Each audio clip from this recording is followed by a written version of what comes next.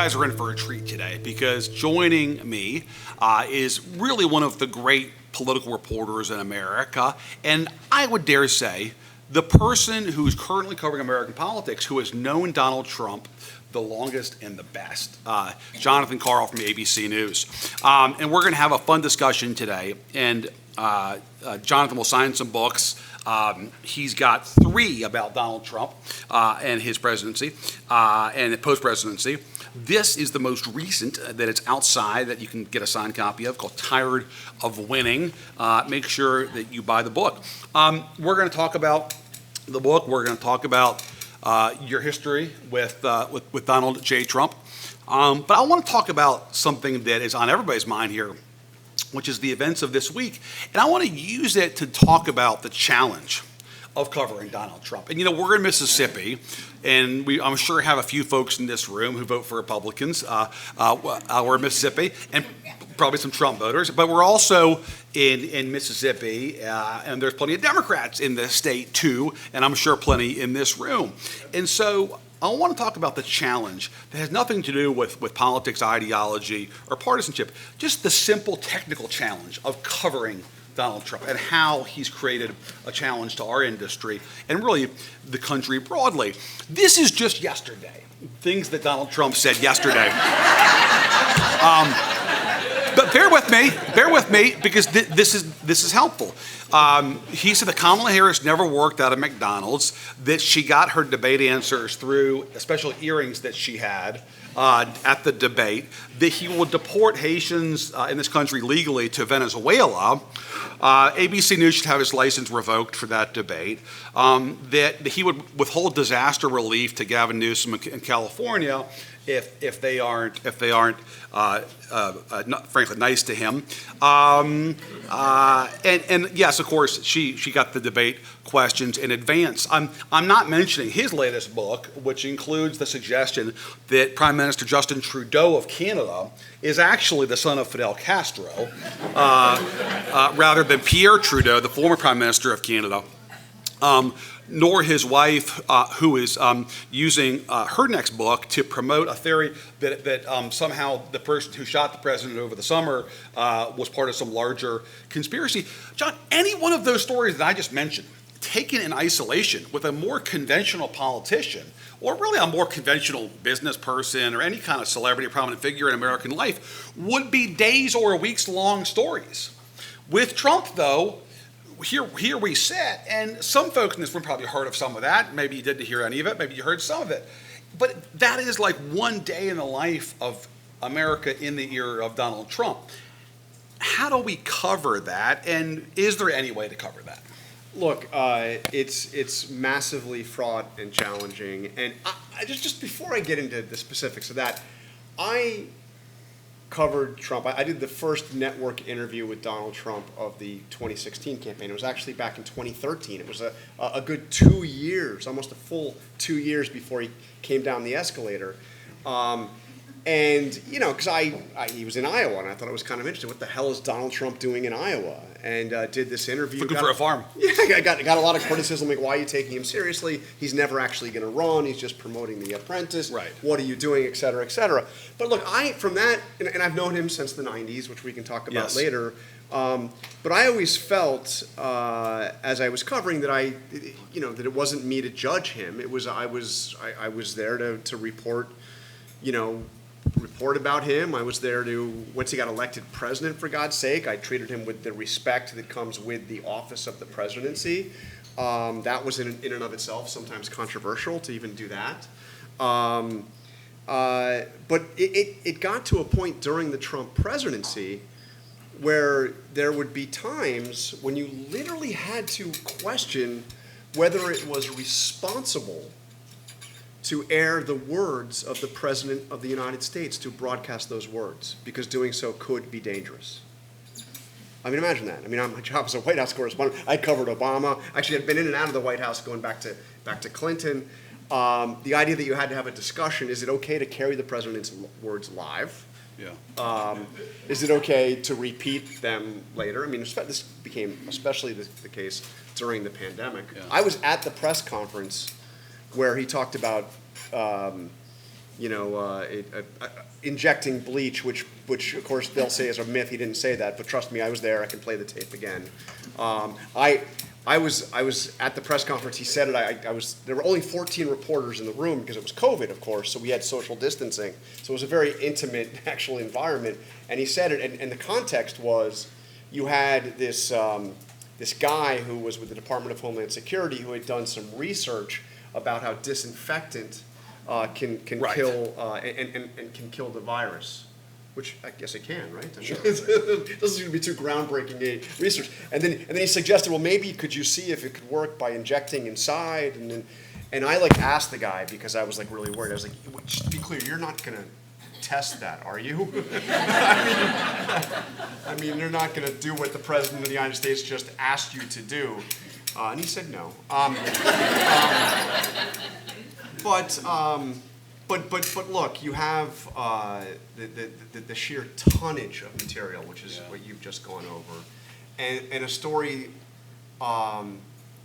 that could, with any other human being, any other leader, any other political figure, would again either be a totally dominant story. I mean, look, we're in Mississippi, so I covered the Congress for years, and I remember when Trent Lott made a comment at Strom Thurmond's 100th birthday party. Things would be better if we'd listened to Strom all these years. Wouldn't have had all these problems over all these years. Yeah. How that's it wasn't even a comment that was on camera. Right. It was and it kind of unraveled over the course of weeks, and eventually it cost him his job. It did. And John, is the difference that Trump was a celebrity before he was a politician, and therefore he's judged as kind of a celebrity more than a political figure, and therefore given, not by the press, but given by the voters, a kind of measure of latitude because, well, he doesn't really mean that. He's just kind of a celebrity, and it's a different deal than Clinton or Bush saying something. Is that what it is, do you think? That the voters have more tolerance for it because of who it's coming from?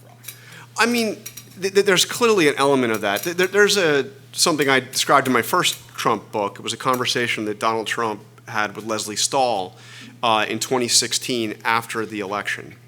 60 Minutes did an interview. This was a conversation they had, not as part of the interview, but it was off camera. And Leslie Stahl said, why do you always attack the press? I mean, you don't really believe that, because Trump loves the press. Trust me, he was my best. I was a New York Post reporter, okay? This, yeah. I mean, he was a great source. He was always. Nobody loves the press more than Trump. No, and nobody follows the press. Yes. Nobody spends more time reading Jonathan Martin or watching what happens on the Sunday shows than Donald Trump. I mean, Obama couldn't give a damn. Right. I mean, it's like he wanted to watch ESPN. He didn't care what.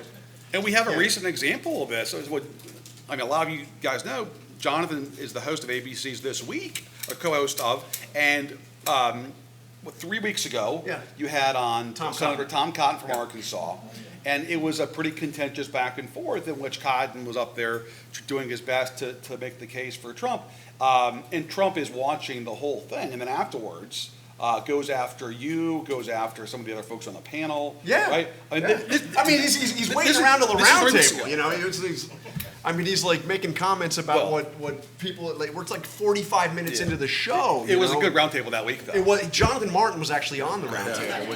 Full disclosure. Yeah. But I want to go back though because by the way, I just want to say it is something that's a little bit jarring. Yes. So Trump, because he's known me for so long, has said a lot of really nice things about me and some really horrible things about me. Yes. But he always keeps talking to me. So he was very upset about the Tom Cotton interview for reasons I couldn't quite figure. Tom Cotton wasn't very upset about the Tom Cotton interview, so I didn't really understand why. But he said it publicly in front of the cameras. He did it on Truth Social. And then, a couple days later, my phone rings. And it's Donald Trump. And by the way, when Trump calls, most people that are like that, the caller ID is blocked. They don't want. Just pops up Donald Trump.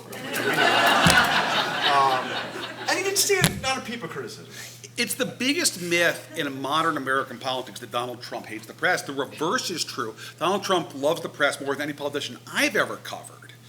It's just that because the press is not as good to him as he craves, he lashes out at the press because he so wants their affirmation. But can I Yeah. Leslie Sullivan, let me just button it up. And follows it so closely, right? So when she asked him that question, he said, no, I just do that so that if you do something negative on me, people won't believe it. Yeah. It's very simple. Yeah. It's a very easy, it's not very sophisticated, it's a very simple strategy. Yeah. Fake news, so that when the news is not flattering, it's fake news. Yeah. So you guys know Jonathan as fantastic TV journalist, prominent figure on your television. What a lot of you don't know is that Jonathan Karl is a great reporter because he was a print guy originally, and so us print guys obviously have a bias toward those from our ink-stained ranks. Yep. And you first got to know Trump when you were working for the New York Post, a tabloid in New York City. That obviously used to be a much bigger player in the national debate, certainly in the New York conversation too. And you were a young pup making your way in New York journalism, and you get to know this developer who really is eager for publicity named Donald Trump. Tell us about that. Yeah. And by the way, when I first got the job a few years after that in television, I went to CNN. My mom everybody was congratulations, you're gonna be on CNN, what a great thing. And my mom was like, why are you doing this? You better keep writing. So the most important work that I've done and the work that I feel most passionate about are these books, absolutely. But look, I was a reporter at the Post. I just loved the idea of having a daily reporting job. Rudy Giuliani got sworn in the day that I got, signed my employment papers at the Post. We started the same day. It was a wild time in New York, to say the least.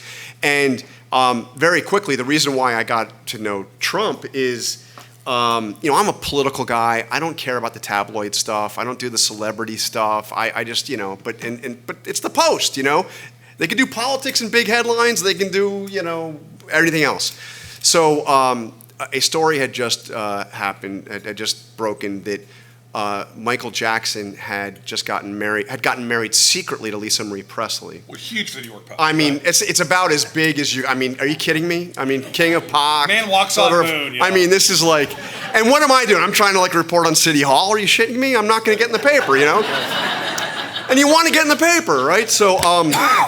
So the story breaks, and it turns out that Michael Jackson and Lisa Marie are staying at Trump Tower. So the world, the paparazzi, but also the networks, even New York Times had people over there, trying to get your glimpse and ask some, questions. And so the police cordon off the place. It's like Fifth Avenue is like an encampment now of paparazzi and everything else. And I, on a whim, dialed the phone number, the general number, because it's the only one we still used phone books back then, for the Trump Organization. And I asked to speak to Donald Trump. This is the kind of stuff you just tried. And I got his secretary, Norma Federer, who basically helped raise the Trump kids. She was the woman who sat right outside his office on the 26th floor, 25th floor. And I said, what do you want to talk to him about? I was like, I want to ask him why the most famous newlyweds on the planet decided to have their honeymoon at Trump Tower.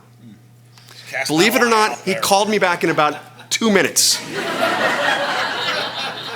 Donald Trump, taking the bait. It's a long-running story, folks. And he just said, I'll start Tuesday in Philadelphia.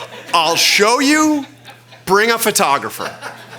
So I got this guy, Francis Speaker, was a photographer at the Post. We went up, and the rest is kind of history. But and so you get to know Trump, and he's chatty, and he's got ideas and suggestions and tips, and you're a 20-something sort of working your way up through the New York journalistic world, and you guys stay in touch though over the years, right? Yeah. And you go to Washington to work for CNN, and you go to work for ABC, but you're still in intermittent contact with Donald Trump as he moves to reality TV, and you're still in touch with him. All right, so take us to the point where, I guess in 2013 you said that you did a piece about him? Yeah. So 2013, he goes to a conference that it's every year, the Family Leader Conference in Iowa. It's basically it's like the social conservatives. It's the ground zero for the religious right. In Iowa. And Ted Cruz was also there on the same day, and he was a much bigger draw because people thought Ted Cruz was going to be the guy that was going to take that mantle, and Donald Trump and the social conservatives. Are you kidding me? Yeah. But you know, I had the idea. Actually, to be fair, it was the executive producer of our Sunday show that had the idea, and at this point, I was skeptical. Yeah. But it's August. Sure. Nothing's really going Yeah. on. We're 3 years out from the next presidential odd campaign. year. Yeah. Congress is on recess. Okay, we'll go out. And I went out and did this interview. We only aired about 5 minutes of it, and I interviewed her for about half an hour. And once he came back on the scene, I went back and looked at the interview. And let me tell you, some of the best stuff was left on the the floor there. Oh. But he, one thing I did ask him, if you were to run, would you have a slogan? What would you say? And he goes, oh, that's a good question.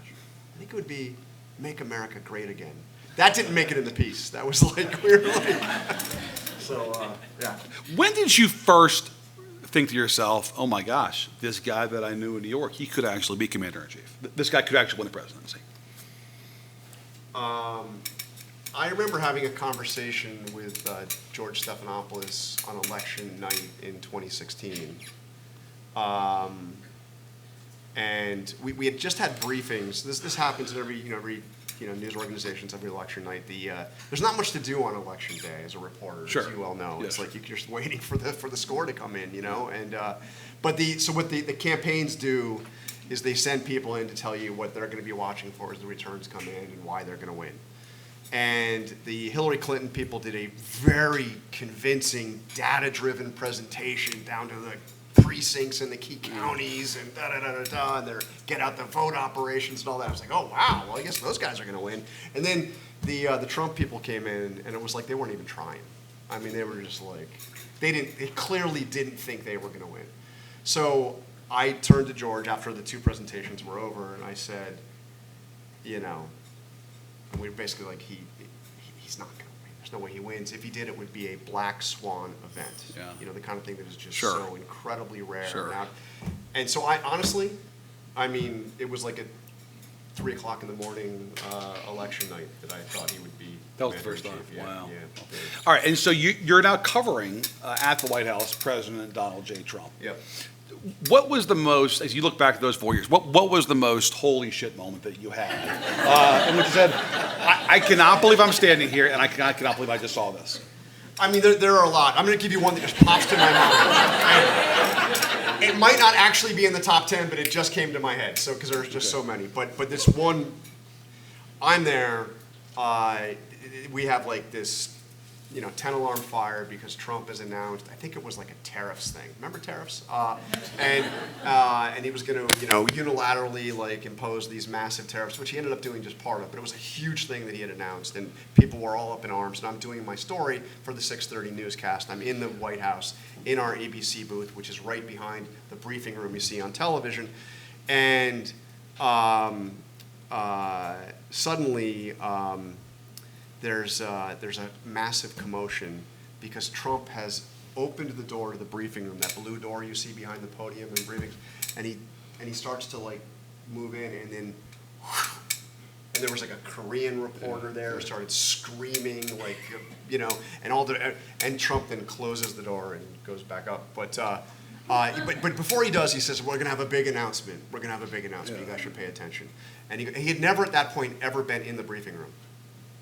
Okay, and so there's speculation that it has something to do with North Korea and possibly opening the doors to talks with North Korea, which was something at that point that was absolutely kind of unthinkable.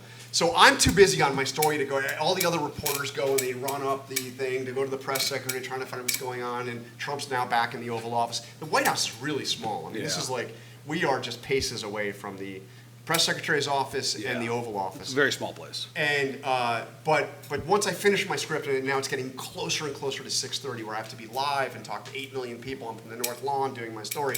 I'm like, well, let me just go see what's going on, see if I can get anything. And I walk out. All these reporters, people that more and more people had come because there's a big announcement coming. What is the announcement? Where? Who's going to make it? What is it?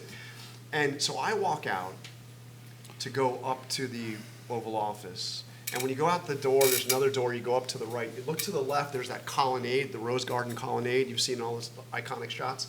And Trump's standing there with Pence, his chief of staff, his press secretary, and I think another aide. And he does this to me, and he waves me over. Keep in mind, I've got just a few minutes before I have to be on the North, and I can't like tell world news, hey, hold off, I'm talking to the president, you know? Well, you could.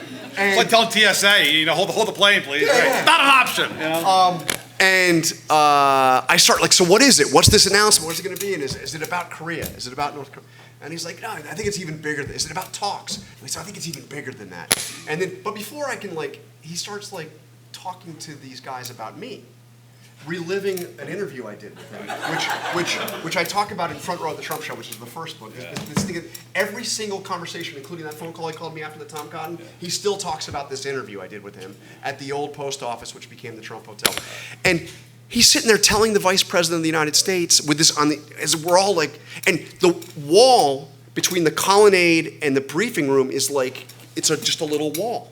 All my colleagues are on the other side wondering, what the hell's going on? What's this thing? And I'm sitting here talking to Trump, thinking, I've got to stop this conversation because I need to be on the North Lawn. Anyway, that's kind of what it was like all the time. And one of the most indelible moments, you mentioned the Korea, is that he and Kim Jong-un at the DMZ, hand in hand, when they cross over the DMZ together. I mean, Trump's a showman, first and foremost, right? He cares about images. He cares about publicity, obviously. Were you there on that trip? Yes, I was. Yeah, I've got a good story about that one, too. Okay, well, please. I don't want to stop you.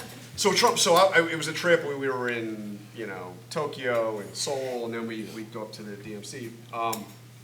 And Trump had been hinting that he was going to do this. And everybody else, all his people were like, no, we're not going to do that. I mean, we can't, walk into North Korea and come on, this is not. But have a meeting with Kim Jong-un at the deal. I mean, come on. So, but Trump was publicly made the invitation, and then the North Koreans didn't respond. He made the invitation on Twitter. It used to be called Twitter. Now it's called X. Yes. Yeah. So before we get there, they still don't have a response from the North Koreans. And Trump's already basically, and he's going to look bad if he made the invitation and Kim Jong-un blew him off.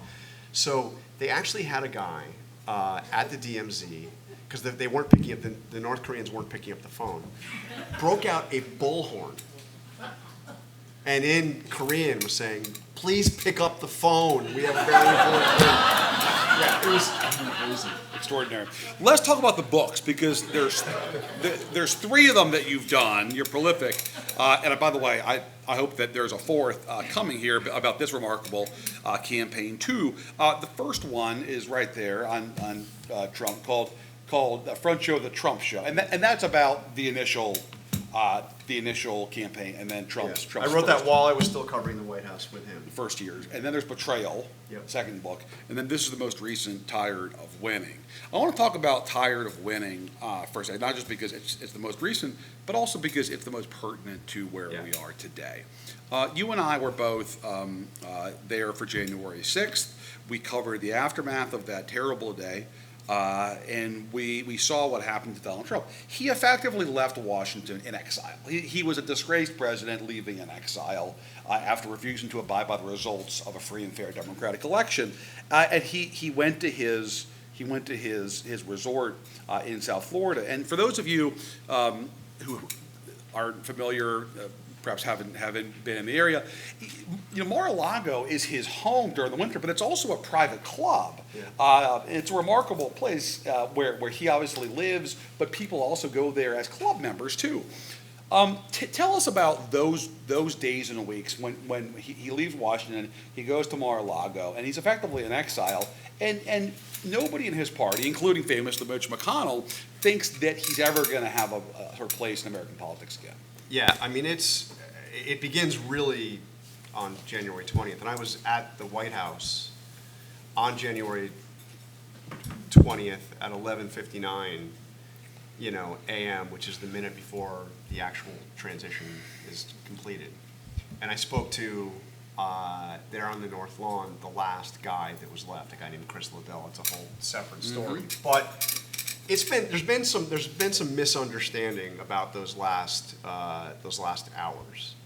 Some people have said, Trump blew off the inauguration. He wasn't there because he didn't want to honor the legitimacy of what was happening. That may have been in his head somewhere, but that's not why he wasn't there. And I learned and described in detail a situation where Mitch McConnell had decided that he didn't want Donald Trump at the inauguration. Given all that had happened, he thought it was entirely inappropriate and potentially dangerous to have him on the stage. There's a great tradition in American politics where the incoming and outgoing presidents are there. The only times it hasn't happened were, John Adams left town before Jefferson was sworn in, and that's a long time ago, by the way. It's before J. Mart was even around, and then Andrew Johnson, who was the other impeached, one of the other two impeached presidents, stayed at the White House, for Grant's inauguration. So look, McConnell decided he didn't want him there. He reached out to Kevin McCarthy because he had the four leadership. He wanted to get on board. McCarthy was against this idea, but and then McCarthy told the White House that McConnell was trying to put together a letter from the four leaders, the two Democrats, two Republicans, to say he wasn't invited. And McConnell's chief of staff also reached out and told Mark Meadows, the chief of staff, that this was in works. And that is when Donald Trump put out his last tweet before he was suspended from Twitter, saying, "I'm not going to go to the inauguration." So he leaves effectively the only president. He was one of only three that wasn't there for that transition moment, but the only one who was literally going to be disinvited. And he holds a party at Andrews, a farewell, and almost nobody shows up, except for Sean Spicer and a couple of the dead enders. The absolute dead enders. And he goes down to Mar-a-Lago. And by the way, on the way, last conversation he has in the plane, as he goes up the steps, he's got a call from Ronna McDaniel, the chair of the RNC, who also wasn't there. She had twisted her ankle or something. It was and he told her he was going to leave the party. Screw you. You Republicans didn't stand by me. I'm not going to stand by you. And that's the way he left. He left with no friends. And the idea that he would come back, and I describe in great detail those dark days in exile in Mar-a-Lago. And it is actually, I'll put a positive, from a Trump, maybe a positive spin on this. It is the most unlikely and amazing and incredible comeback story in the history of American politics. This makes Nixon's comeback look like nothing. How did he do it? I spent a great deal of time looking at several factors. I think there are two key factors. They're by far not the only ones, where fellow Republicans enabled his coming back, and including fellow Republicans who did not want him to come back in the way he did. The first one is a famous one. It's obviously January 28th of 2021, which is when Kevin McCarthy goes to Mar-a-Lago, which, by the way, and I know Jonathan knows more about this than anybody, but McCarthy wasn't calculating to bring Trump back from the abyss. He just wanted to make sure he was there and kind of help him out with the House races, and he keep him happy. Yeah, keep him happy. Not keep him. He had just been threatening to leave the party. Just make sure everything is okay. He's not going to screw the party. And he didn't. He was. If you look at that photograph we've all seen a million times of McCarthy looking kind of holy shit, what's this? In Mar-a-Lago. He didn't. It was Trump's photographer. It was Trump that released the photo. It was that was look, see, I'm still the guy. And the other one is Ronna McDaniel, when in the leadership of the RNC, when Trump said he was leaving, they could have said, okay, dude, bon voyage, and we're going to build a new party. But instead, they begged and then threatened him to get him to stay in the party. And you just wonder, in your alternative world, what would have happened if McCarthy didn't make that trip, if Ronna McDaniel. Now, maybe not. Maybe it would be exactly where we are. Because I'll give you one other data point, which is something McCarthy told me in the days after January 6th. And he said, there are people back in my district who would storm the Capitol again. I just don't understand these people. He said that to me. So, I mean, look, he lost the support of all the grown-ups in the party, Right. but he never lost the support of his The rank and file. of his core supporters. Right, it's a pure numbers game. He had close to 2/3 of the rank and file, and 2/3 tops 1/3, and that's why he's the nominee again today. I am curious, though, what your view on this is.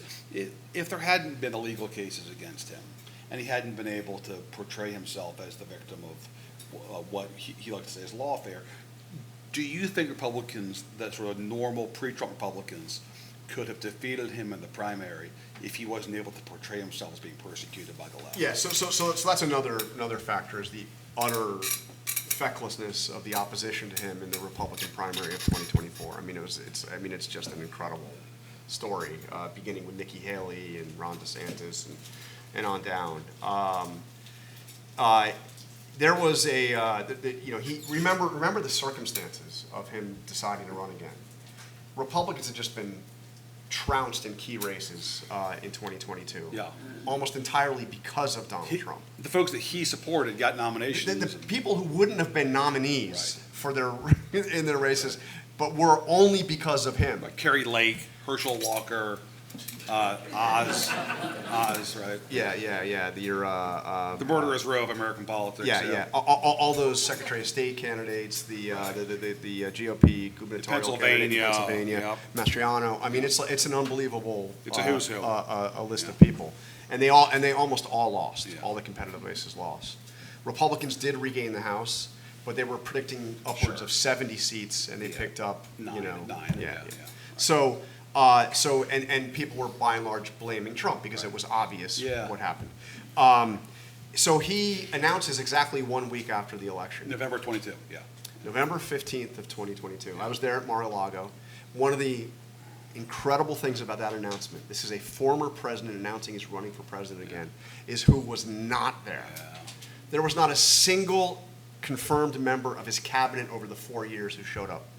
He had a lot of press secretaries, 4. Yeah. None of them were there. Yeah. Sean said he got confused by daylight savings time or something. But, by the way, that's true. He had 4 chiefs of staff. None of them were there. He had a variety of campaign managers and campaign chairmen. None of them were there from his previous campaigns. Lawmakers. There were 2 members of Congress that showed up. One of them was Madison Cawthorn, Yes. who had lost a Republican primary in Georgia. And his daughter and son-in-law are And Ivanka is not there, and Don Jr. is not there. I mean, it's like Melania was there for about 37 seconds. I mean, this did not look like it was going to be a winning campaign. Yeah. And then a week later, he has Kanye West and Nick Fuentes, who is a white supremacist, at dinner. for dinner. And then a little bit after that, he starts selling NFTs, were they non-fungible Yes, tokens? Is that what we yes, call them? Yes. yes. Fake trading cards, you can buy. Still available. I mean, it just did not look like this was a guy that was going to win. Right. There was a poll in December of 2022, a full month after he announced, in the Wall Street Journal that showed Ron DeSantis with a double-digit lead over Donald Trump in a Republican primary. DeSantis hadn't announced yet. Yeah. But Yeah. and then he was largely brought back with the threat of the indictments. Yeah. His campaign pivoted from "I just want to run again" to "I am your retribution." Yeah. Right. They're coming after me because their real target is you. And it resonated. It gave him something to talk about. Yeah. And then you have the first campaign rally at Waco, and it's a whole theme. And it jammed his rivals, DeSantis and Haley, because they can't be seen as taking the side of the out-of-control left and opposition in defending this persecution. At the same time, they don't want to defend Trump because they're running against the guy, so they're in a jam. And so it's sort of, in some ways, a gift for him. A lot of you have seen coverage this week of somebody named Laura Loomer. As Donald Trump himself would say, to borrow a phrase, a real beauty. Laura Loomer. And I mention her, I don't want to give her any more attention than she craves, which is significant, but I mention her because this is emblematic of how Trump operates and the people he has around him. And it's a very straightforward rationale. And I see all these articles. What does Putin have on Trump? Why is Putin, or why does Trump like Kim Jong Un and Pyongyang, or Erdogan and Turkey? What is it about Trump? And it's very straightforward. If you're nice to Trump and say nice things about Trump, he likes you, right? Yep. And so Laura Loomer defends him and likes him, and therefore he likes her. And crucially, people like that are with him in those first months after he leaves the White House. And so he's not forgotten those who stood by his side. Yep. When those chips were down, right? Yeah, look, QAnon, which you guys are mostly familiar with, Maybe some members here today, yeah. QAnon has been identified by federal law enforcement as a dangerous movement, peddling conspiracies that cause unstable people to do things that unstable people do. Right. And I remember him getting, I'll get to the days after he left, but in his final year in the White House, QAnon, had become an issue. Right. And he was asked about it, and he says, well, I understand that they like me a lot. And I hear they're very strongly against pedophiles, because they, of course, were the crazy theory that there was some kind of pedophilia ring in the basement of a pizza shop in D.C. For Hillary Clinton. Which is not true. Yeah, which by the way is not true. Yes. Yeah. But again, but he cannot condemn them. Yeah. There was a moment during the 2016 campaign where he received an endorsement from David Duke. Right.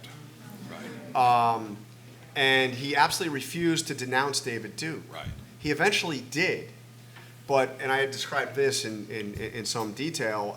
It was Chris Christie and Reince Priebus were both involved at that point, basically like browbeating him, you have to get out there and renounce this, and he did. But it's very rare that something like that happens.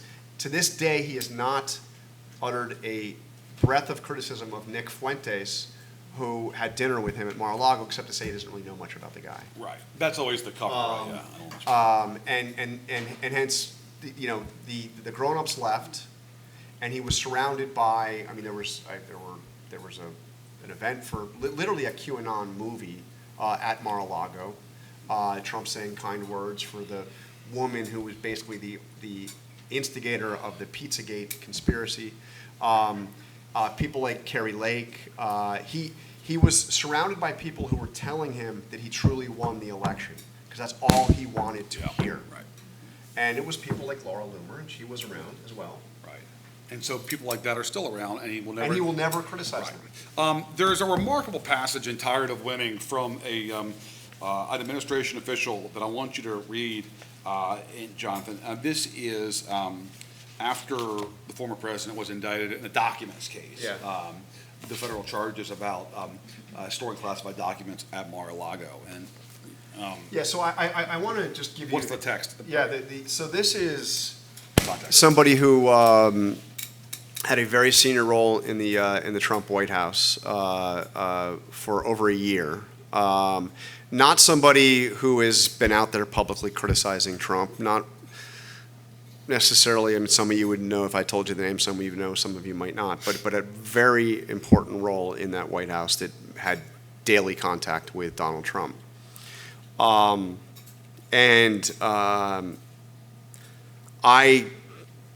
in the course of writing this book, I talked to everybody that had proximity to Trump during those days, and so I'd been talking to him, and I called him up for a follow-up. I'd already talked to him a few times. After this indictment dropped, that gave all the details of just how much classified information he had and what he had done with it at Mar-a-Lago. The pictures of the classified documents by the toilet. I mean, all the stuff.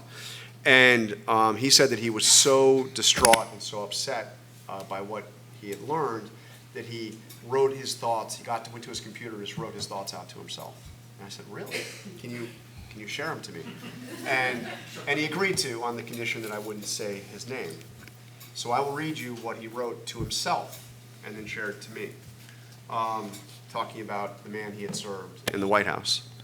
He lacks any shred of human decency, humility, or caring. He is morally bankrupt, breathtakingly dishonest, lethally incompetent, and stunningly ignorant of virtually anything related to governing, history, geography, human events, or world affairs. He is a traitor and a malignancy in our nation and represents a clear and present danger to our democracy and the rule of law.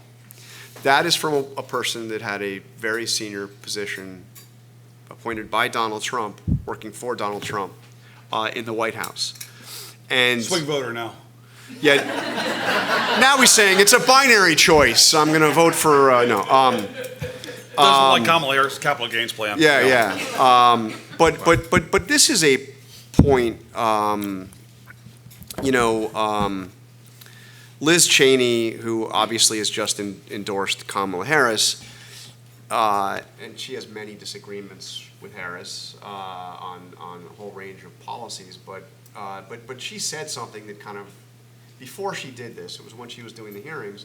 She said to the Republicans who have enabled Donald Trump and stood by him throughout all of this, there will come a day when Donald Trump is gone, but your dishonor will never go away.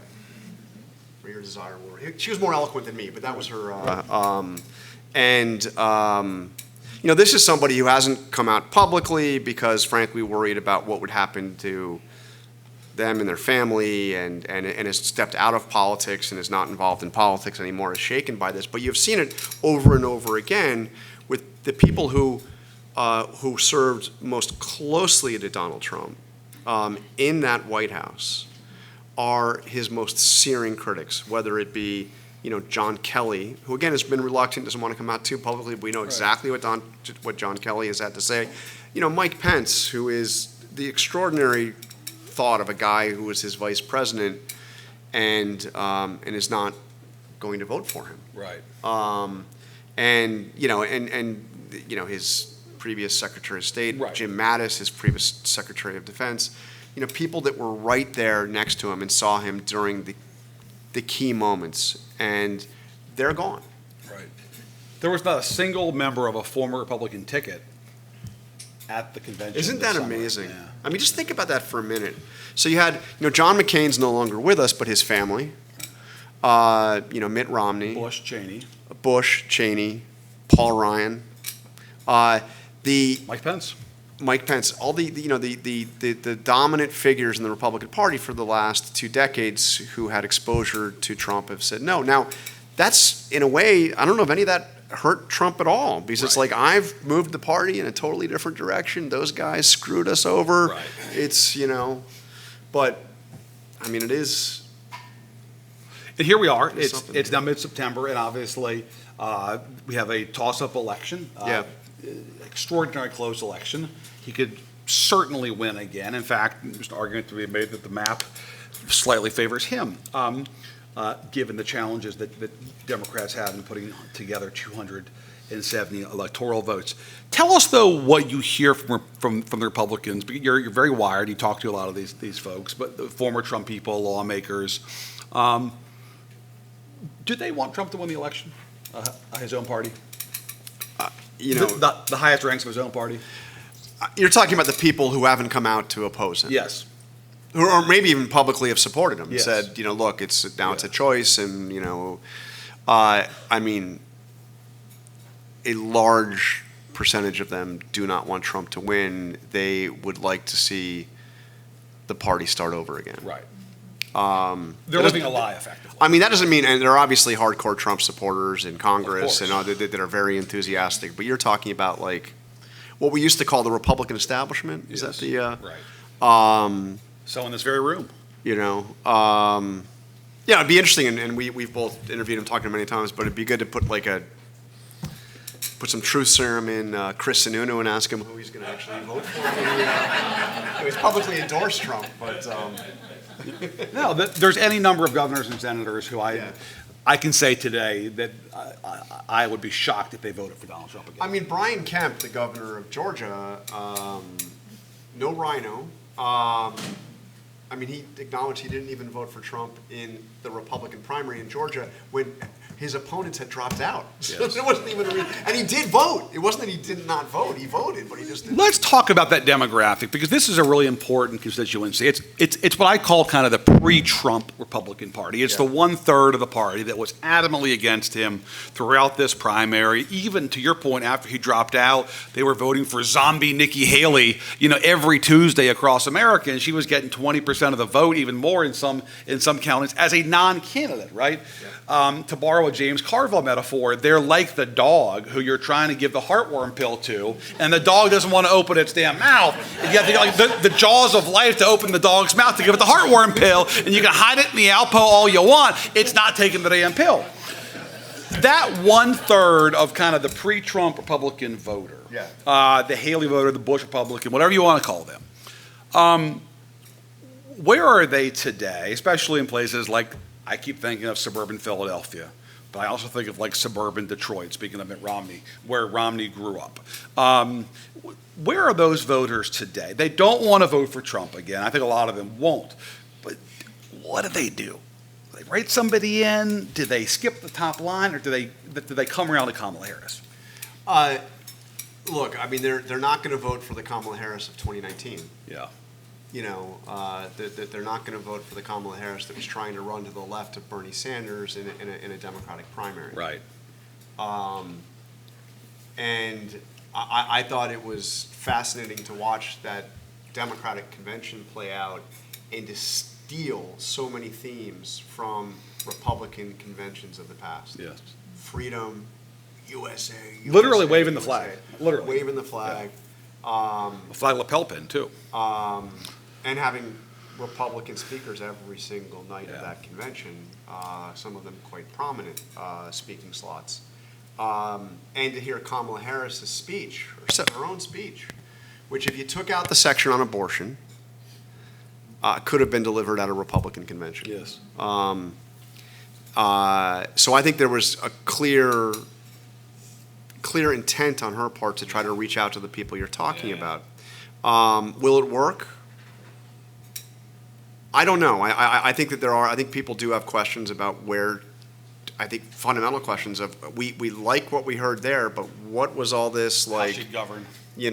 sympathizing, defund the police, endorsing literally open borders Yes. in 2019. I mean, fracking is a very specific issue for Pennsylvania. I'm not sure how the rest of the country feels about that. But this whole range of issues. And Politics of reassurance. And I think I think she has a story to tell about why she's made those changes, and she has the line, my values haven't changed, but I think these are the best ways to go about them. I think she has a chance of getting a good chunk of those people, and there's clearly been a strategic decision made to try to appeal to them.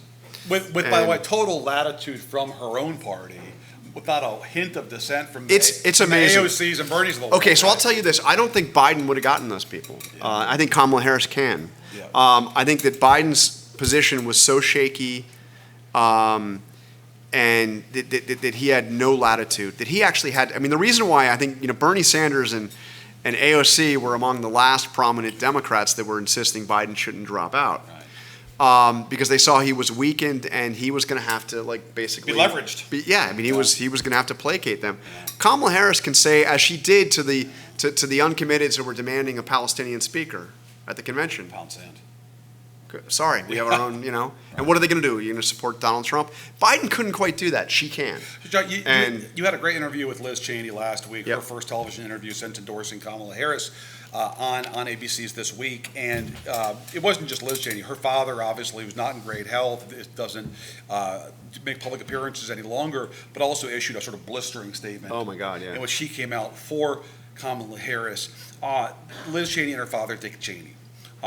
In the same coalition with Bernie Sanders. Extraordinary. You just step back and think about that. That's the range of this coalition. I mean, you thought the FDR coalition was remarkable. The Bernie Sanders, Dick Cheney coalition, I don't think they're going to be at Camp David in January plotting the Kamala Harris presidency. Let's put it that way.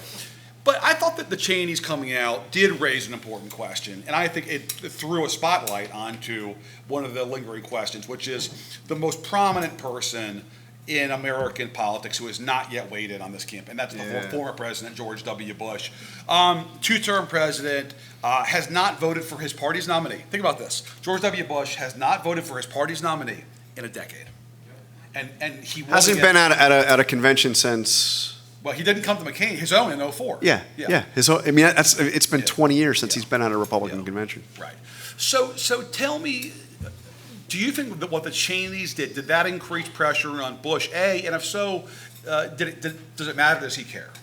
Well, the office of the former president, George W. Bush, did answer a question that was posed after this, and saying that he wasn't going to weigh in, and he wouldn't be announcing who he'd be voting for. So now that you may say that's like saying nothing, but it's actually saying something very loudly, which he's not endorsing his party's nominee. Right.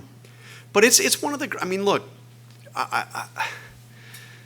we have to remember how George W. Bush left the White House. Yes. Profoundly unpopular, Right. blamed, rightfully so, for a war that was profoundly unpopular and had cost the country deeply in blood and treasure. Do you agree and that there's no Trump with no Iraq war? I think there is no Trump with absolutely.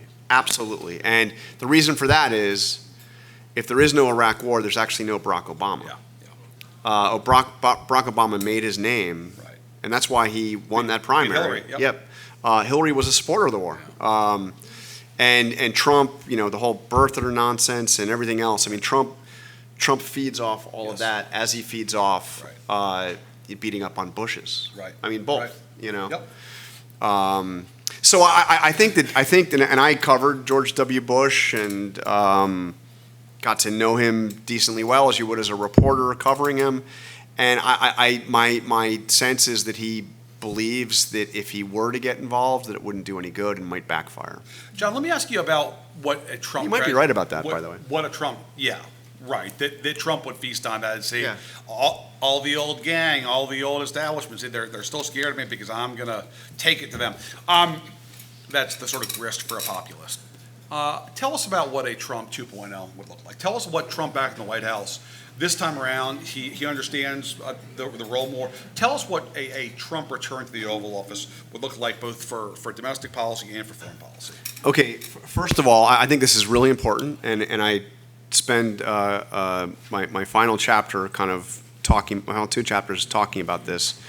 Trump 2.0 is not simply picking up, an extension or a repeat of Trump 1.0. I think this is a whole new ballgame. I think that where January 6th was the end of the first Trump term, if there is a second Trump term, that's the start. And he goes in, first of all, knowing a little bit more. He's not like he's cracking the briefing books, don't get me wrong. It's not like it's like heavy-duty policy. But, he felt that he needed some people to guide him through because he didn't know Washington. He'd spent almost no time in Washington. And he had people like Reince Priebus in the beginning, people like, John Kelly, who would kind of try to keep him within certain guardrails. Yep. They're all gone entirely, and Trump sees no reason to have anybody like that back. He also comes back with the cover of a Supreme Court immunity decision that says basically, to paraphrase Richard Nixon, if the president does it, it's not illegal. So I think that you have, you don't have the guardrails, you don't have the people that are going to try to rein him in. He believes that he has the cover of the Supreme Court to do what he wants. I wonder some basic things like, at least you have Senate confirmation, right, of your cabinet. Yeah. No. What's he going to do if the Senate doesn't confirm his choice for Attorney General? I think he's going to tell the guy to go over to the DOJ there on Constitution and move in. And then what are you going to do? We'll go to the Supreme Court. You can't do that. And the Supreme Court, who knows what they'll do, but I don't think the Supreme Court will be a rubber stamp for Donald Trump. I'm not saying that. We'll just call him the acting AG, right? He'll be acting. Yeah, which, by the way, there's a law. There's the Vacancies Act. You can't just be the acting AG unless you meet for a finite period of time. You had to have had a similar position. But if he violates it, who's going to enforce it? Yeah. If the Supreme Court rules against him, who's going to enforce it? The Supreme Court and what army? And if he preemptively pardons himself upon taking office, which is possible, right? Yep. Would that then create a challenge? But does he need to? Right, I mean, you have an immunity decision, right. which says that basically anything that can be tied to your official duties. Yes. Would House Democrats move to impeach him if he does? If House Democrats capture the majority next year, which is a totally open question, Right. and Donald Trump is president, and he pardons himself, would they then move to impeach him again, do you think? He can never survive an impeachment, you know? It's become like candy, right? I mean, it's like, I guess the second question would be, who would care? Right. Which is unbelievable that the impeachment has turned into that. I mean, look, he was impeached twice. Yeah. That second trial, 7 Republican senators voted to convict him, and several others only held back from that position, including Mitch McConnell, because of the technicality that he was no longer a president when the trial happened. Right. Well, and history will turn on Mitch McConnell not trying to round up the votes to convict Donald Trump in that second impeachment, because if there is a conviction in that second impeachment, there's then a subsequent vote, as you know, About whether he could ever serve it. in which he can't serve again Yeah, in yeah, office, which I'm sure he would have tested constitutionally, but it would have been a huge difference. Look, All right. one of the things that I found out in doing this book is that he, to a remarkable extent, and I went back and looked at interviews I did with him after he left office, he believed that he was going to get back in the White House before the next election. This was a QAnon, because these are the people he was hanging out with. But I swear to Restore God, him, yeah. he believed that somehow, Restore him. you know, the cyber ninjas in Arizona were going to discover massive fraud. There'd be a ripple effect to the other things, and the Supreme Court was going to say, that's it, 9-0, Trump's back, Biden, pack your bags. He believed this stuff. John, we're wrapping up here, but I asked you about what it would look like if Trump is the president. Let's take the opposite.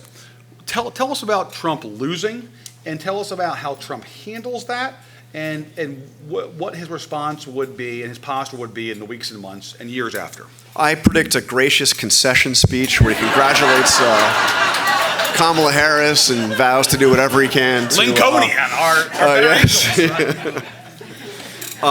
Look, if he loses and he contests it, this time he's not sitting in the White House. He does not have the powers of the presidency. It's a very different thing to be yelling and screaming from Mar-a-Lago than doing it from the ellipse outside the White House. But I do, you know, frankly, I am rather petrified about what the